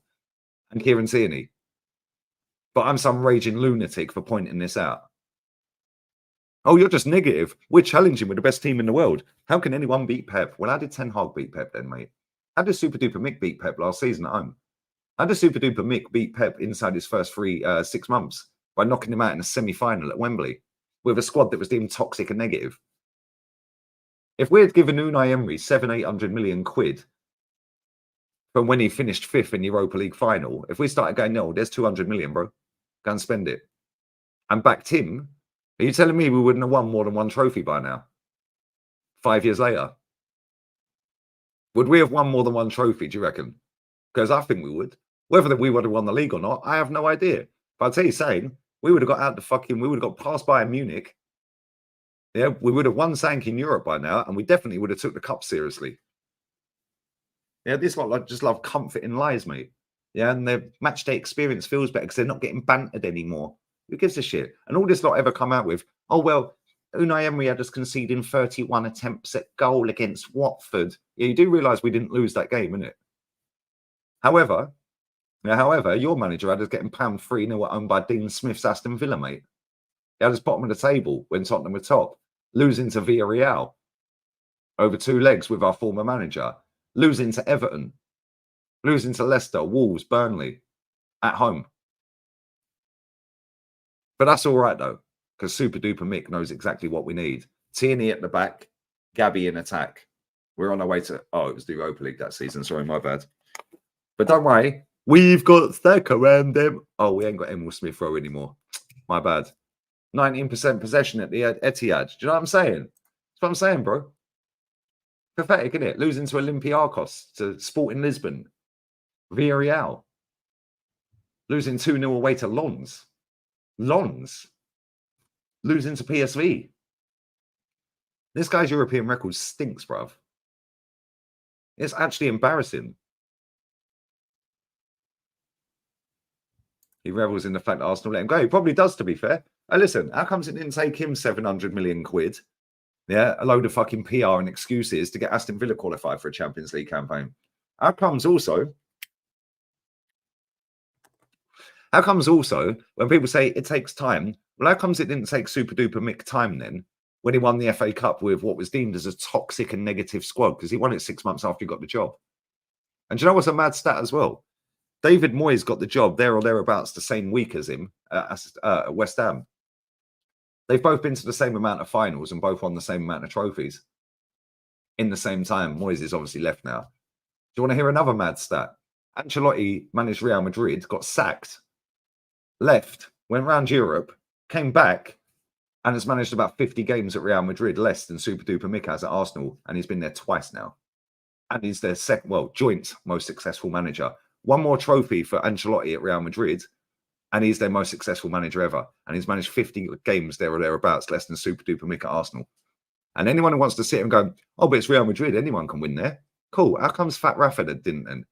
How comes Lopetegui lasted 14 games then? What about Solari? I could keep going. How comes they couldn't win there?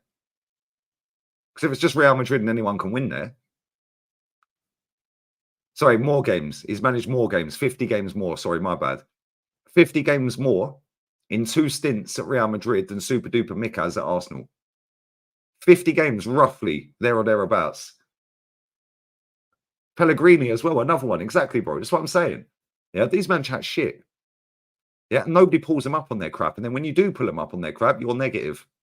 No, I deal with factual information, mate. This manager has entered and competed in 18 tournaments.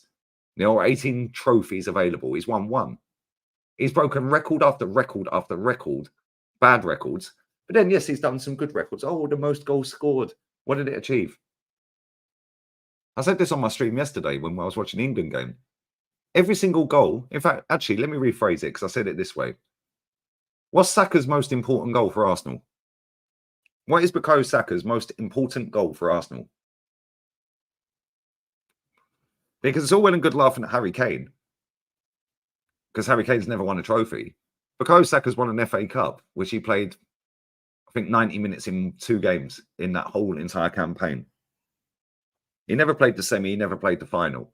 So yes, because he partakes in that FA Cup campaign, he can get his medal and he can say, I won an FA Cup, because he did take part in it. The same as David Raya with the Euros this summer. He played 1 game, so he took part in it. Big up Perchy, bro. Yeah, Unai Emery's won more. He won more with Sevilla than Arsenal have won in their history, let alone without Villarreal being put in there. So what is Saka's most important goal for Arsenal? That's his biggest goal. What did it achieve?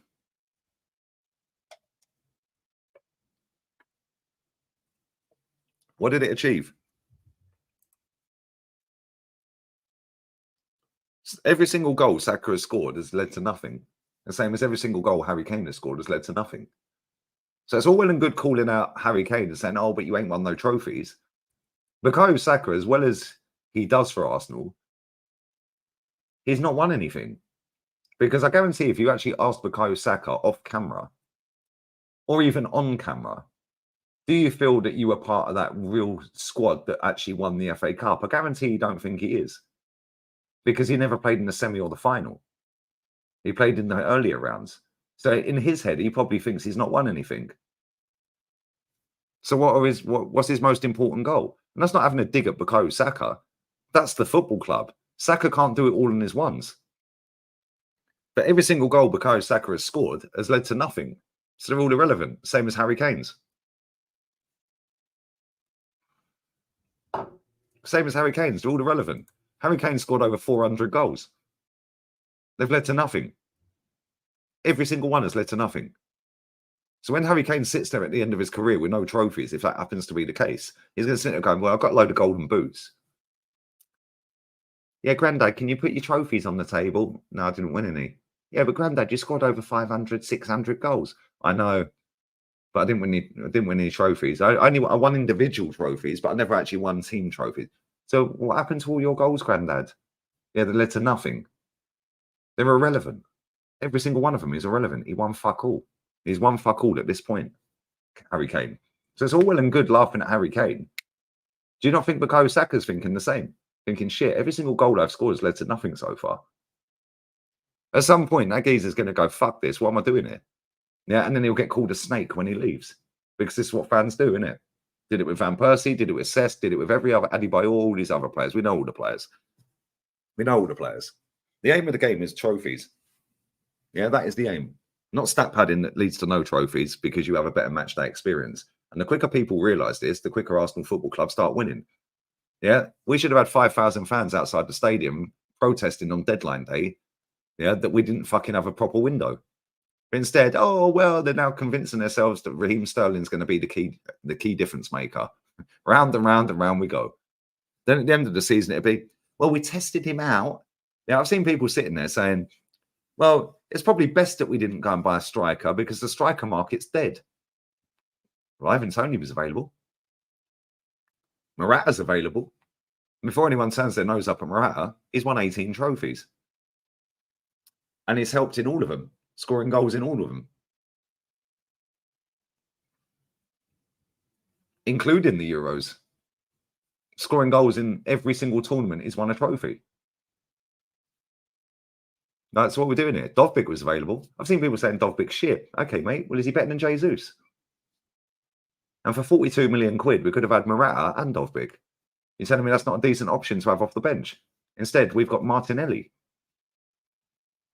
Like, what are we doing here? Yeah, as soon as we had 5,000 people protesting against the Super League, this fucking ownership got their wallet out. And suddenly they found 800 million quid over the next 4 years. Almost like if you actually turn up and protest, you get shit done, innit? Like, come on, what are we doing here? Big up Matty, bro. I played that whole 7-minute Edu interview. I played it when he said about his hair. When he said about Arteta's hair. Bless up, Matty. Make sure you sub to Matty's channel, people. Yep, he got sent home. He got sent home, but apparently it's only a precaution. Okay, mate. It's only a precaution. It was a precaution when we signed Fabio Vieira and he had a protective boot on. Pathetic. Absolutely pathetic. Dovbyk's a quality striker, bro. These people don't watch Spanish football. Yeah, we see that when I played that Agale clip the other day with the Madrid fan yesterday. Yeah, at half-time in the game yesterday. Yeah, the Madrid fan said to him, how many times have you watched Real Madrid last season? Because you only watched the big games, Champions League games. And he didn't even watch Champions League games because Arsenal played at the same fucking time as Real Madrid last season. And up until the point we got knocked out. So in the semi-final and the final, he would have watched Real Madrid. He would have watched Real Madrid, Barcelona. So there was, 3 of them last season.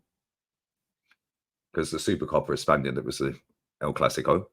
And he would have watched maybe the Atleti games. And there was 3 of them last season as well.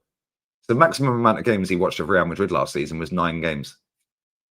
9. He ain't watching Real Madrid versus away to Cadiz, or Real Madrid away to Granada, or Real Madrid away to Almeria, or Real Madrid away to fucking, I don't know, Vallecano, or at home to any of these teams. Yeah. And then when they judge these players, oh, Rodrigo's shit, Saka's better. Well, you only watched 10 games of Rodrigo last season. Like, what are we actually doing here? And this is where people base their fucking opinions off of. Oh, well, I watched him in that game and he was shit. And I watched him in the second game he played and he was shit. Okay, mate. Did you watch him against Man City where he scored home and away in the Champions League to help his team actually win the Champions League? Oh, you didn't. Like I said, tell me Bukayo Saka's most important goal for Arsenal. There ain't one because they've all led to fuck all. They've all led to nothing. Sorry, that ain't a diss at Saka. That's a diss at this football club. Saka's doing above and beyond what he should be doing goals output-wise. Yeah, but at the same time, he can't fucking score all the goals on his ones, can he? Can't do it all on his ones, can he? So how about we go and get someone, so when he's having a shocker, which he has a lot, put him on the bench. Come on, mate, you can come and sit down today. Come and sit down. Because Jack Grealish, didn't see Jack Grealish moaning he was sat on the bench half of last season. After he played the majority of the season before in a treble-winning season, didn't see Grealish crying about it. But with our fan base, it's, oh, well, we can't bring him in because then what does that mean for Saka? That means Saka gets a fucking break, mate. Yeah, and this is what it is. We like squad fillers. Squad fillers. How about buy players that can actually start games over the starting 11 we have and rotates them? How about that? That's the only way you're going to ever overtake Man City.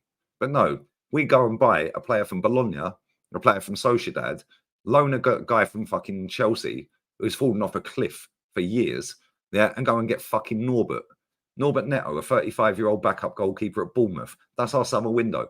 And if I'd told you like that at the end of last season, on the last day of the season, if I'd said that would have been our transfer window, you lot would have thought I was a weirdo.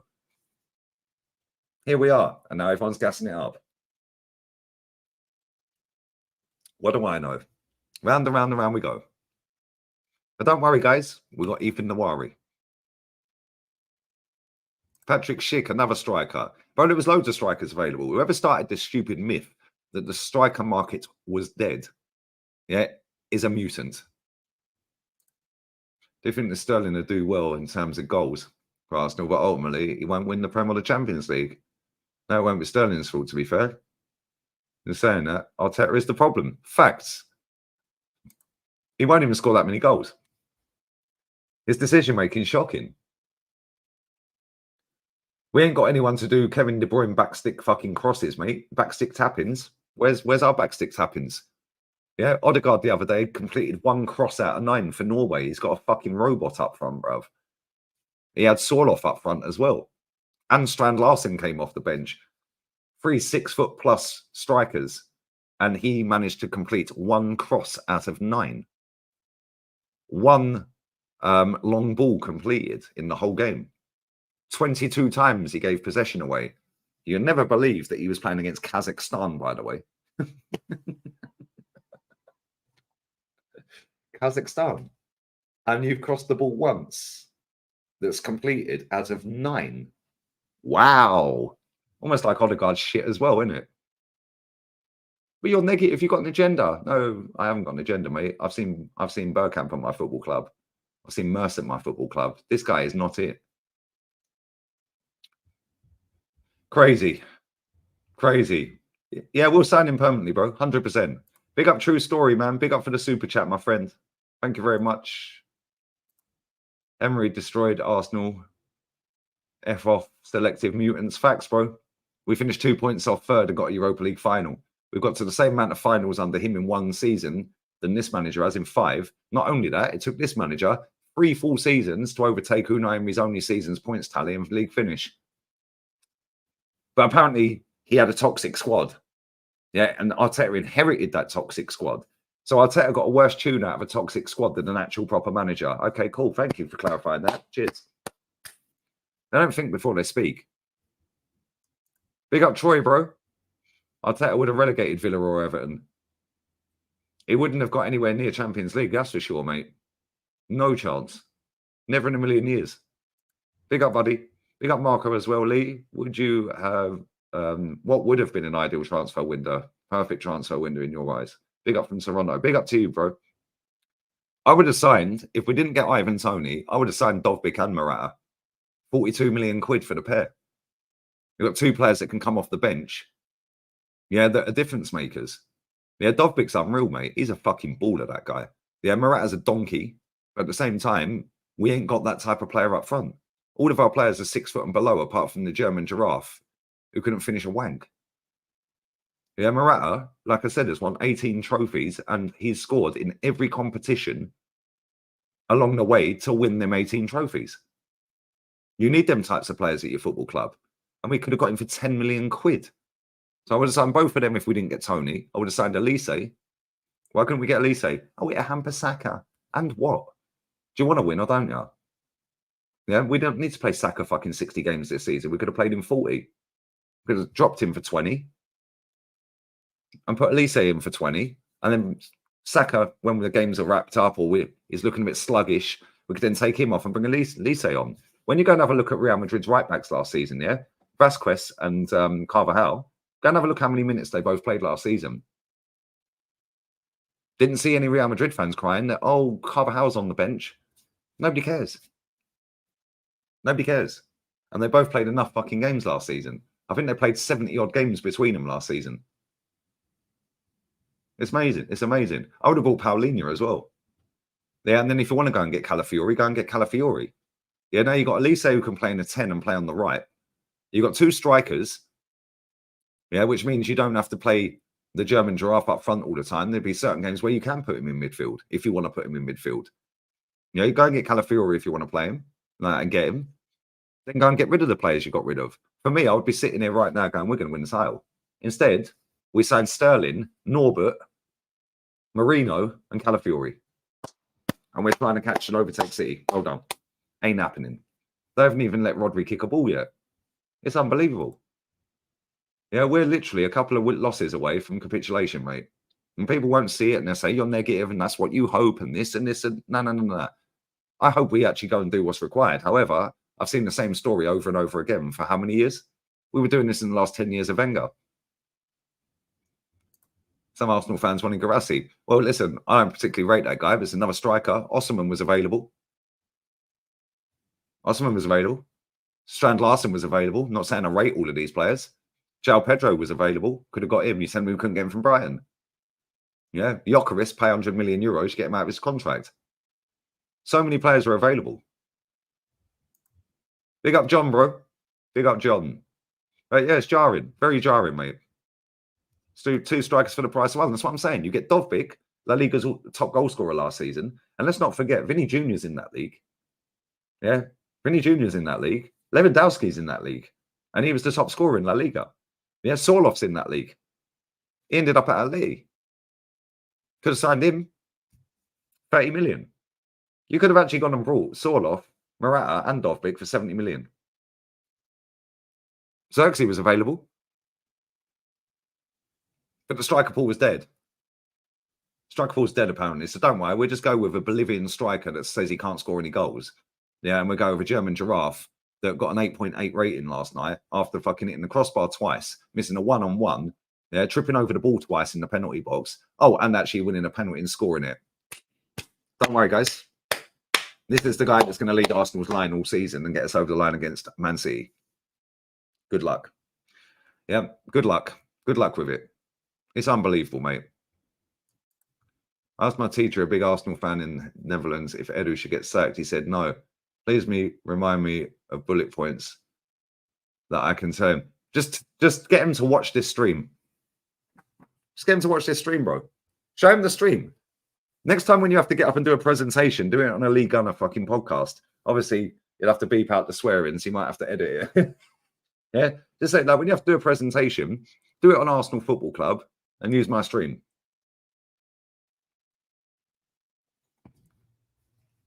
Unbelievable. Eze, Elise, Neto, Dovbyk, or Tony, Anderson, Paulinho, Calafiori would have been a 9 out of 10 window with some outgoings. Totally agree. Why didn't we go and get Neto? Eze. We could have bought Dovbyk or Tony. 40 million. Dovbyk was 25 million. 25 million. In fact, about 26 million. No, it's less than that. 30 million euros. 24 million quid. We could have actually got Morata and Dovbyk for 34 million quid. 34 million. We paid that for Marino. 34 million. For 2 strikers. They bagged about 40 goals last season. What are we doing here? Why has this guy not bought a single striker since he's been the manager? Because Jesus ain't a striker. The German giraffe ain't a striker. He has not bought a single striker. The last time we actually bought a striker was Aubameyang 6 years ago. In fact, it's seven years in January. That was the last time we bought a striker, and that was Arsene Wenger's last signing. Yeah, Dovbyk's a baller, Luke. Proper baller. Anyone who don't know how good this Dovbyk guy is, yeah? When I end this stream, just type in Dovbyk highlights. Dovbyk highlights. Yeah, and go to the La Liga page, yeah? The La Liga highlights. And go and watch all of his goals last season. Ivan Toney-esque penalty taker. Yeah. Diving header level 100. Backstick header level 100. Yeah. He scored a goal against... Who was it? Can't remember. I think it was Villarreal. That was the best goal I see last season from any player. Yeah, he gets the ball, first touch, feints to shoot. This is all in one movement in a split second. First time, traps the ball, feints to shoot. Yeah, the player goes over there and the outsides of the boot. It's 4 yards out, all in one fluid movement. I've not seen a player do that in the Premier League for how long? Always backstick headers. His movement is elite. Left foot has always looked better anyway. He's unreal, mate. And he's gone to fucking Roma for 25 mil. Get out of here. It's unbelievable. Anyway, who's live that we like? Who's live that we actually like? Is anyone live? Let's see if there's anyone live, guys. I'm going to wrap this up. I'll be back again in at 2 hours or so for the Switzerland-Spain game. The Switzerland-Spain game. Is there anyone actually live? Yeah, that goal was class. Perch, you remember that? That goal was unreal. A striker in La Liga in a team that played brilliant football. Now he's struggling at Roma. He would have been perfect. Well, this is the thing, yeah. He didn't even need to play every game. He could have brought him off the bench. Could have brought him off the bench. You know what I'm saying? Could have brought him off the bench, bro. Is anyone actually live?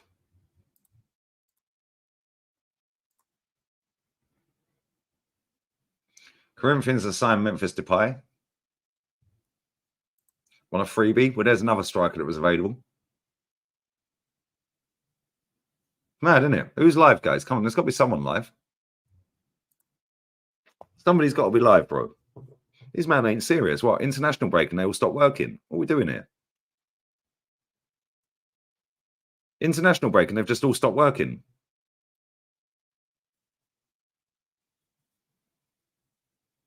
What is actually going on here? There is literally nobody live. Oh, wait, Faz is live. We'll go to Faz. Faz is playing FIFA. At least Faz is working. We'll go Faz. Faz is playing FIFA. Got 54 people watching, so I'm sure you can help him out.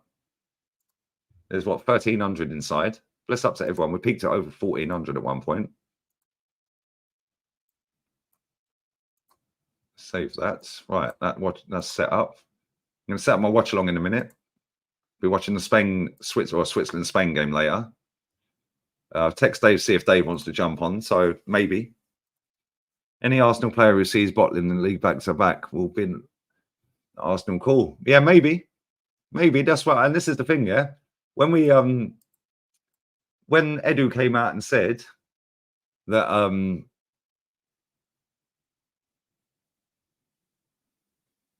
when we signed Sterling, he said he was not on our list.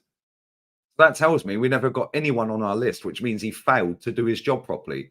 Because if we ended up with Sterling and he wasn't on our list and it was just an opportunistic moment, that tells me we failed to get every player in that forward position, yeah, or forward positions that was on our list. Sack him.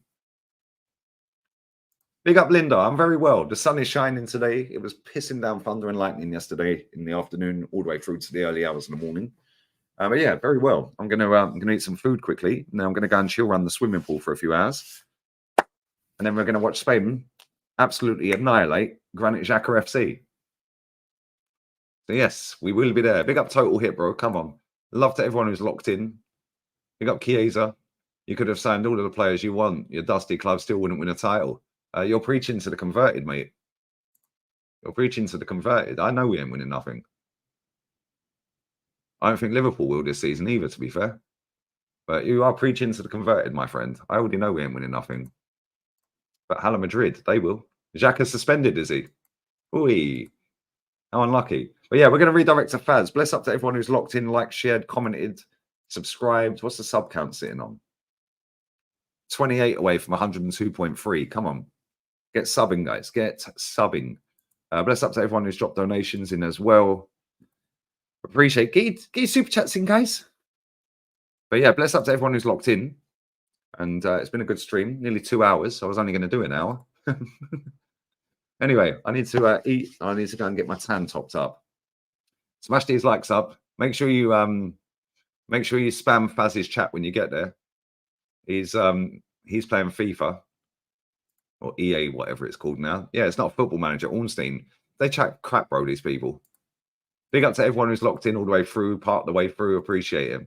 On playback, all of that. But yeah, come on. People get Xhaka. Armband on the floor. Facts, bro. He threw it on the floor and disrespected the club. But yeah, spam Faz's chat when you get there. There's 1,100 still in here. Love to everyone. I'm out of it. I'll be back for the Spain game against Switzerland. And we'll see Lamine Yamal, hopefully. Run rings around everyone. But it takes time. He's only young. Okay, mate. Adios. Edu out. Bosh. Love. Appreciate it. Laters.